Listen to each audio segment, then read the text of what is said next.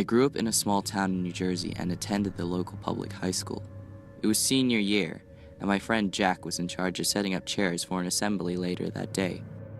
I got roped into helping him. But it wasn't too bad, because I got to skip my 5th period math class. We eventually ran out of chairs, and one of the janitors gave us a big ring and told us to get the rest out of the basement. Ever since I was a kid, I marveled at those rings with dozens of keys jangling together. They could take you anywhere.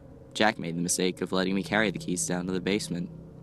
While I was walking over to a stack of chairs, my foot hooked around the leg of a folding table, and I fell flat on my stomach onto the hard concrete, knocking the wind out of me.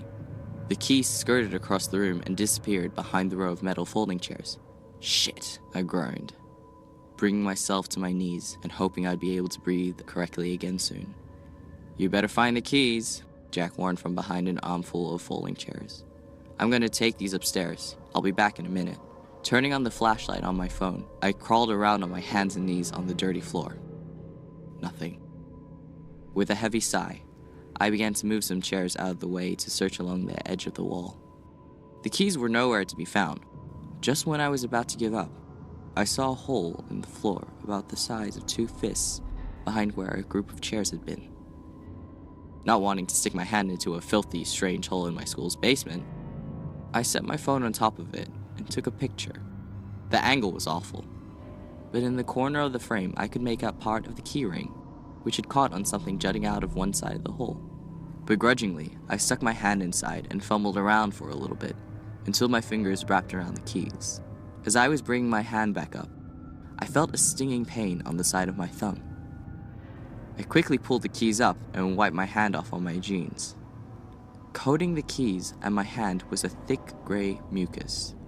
I gagged and made a mental note to have Jack return the keys. I discovered that the pain I felt was from a thin, inch-long scratch running out the length of my thumb. I went to delete the picture on my phone when I noticed a blurry object resting at the edge of the photo.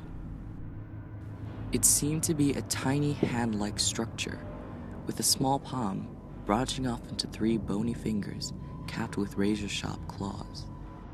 I figured I would take one more picture to prove that my eyes were playing tricks on me.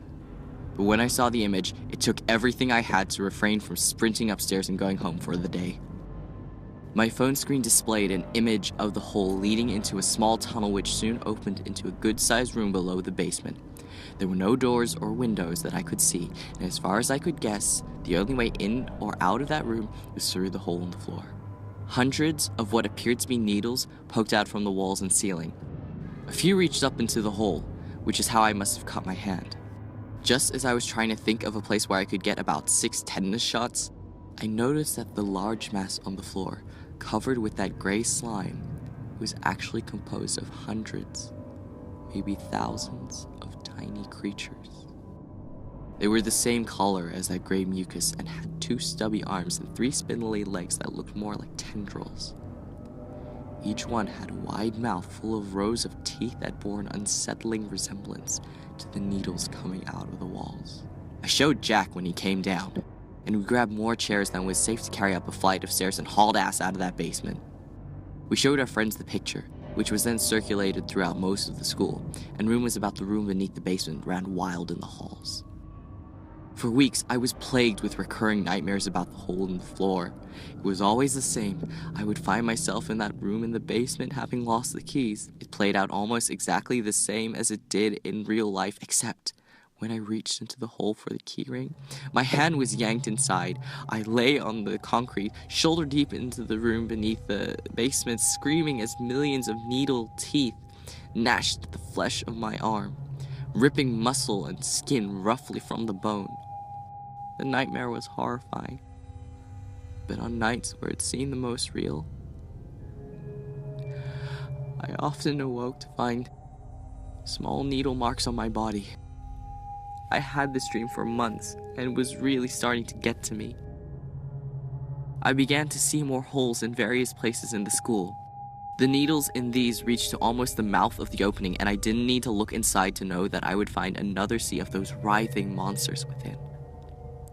Graduation couldn't come fast enough. While I was packing for college, I found one of those holes in the wall of my closet. I covered it with a whole roll of duct tape and nailed a piece of plywood over it for good measure.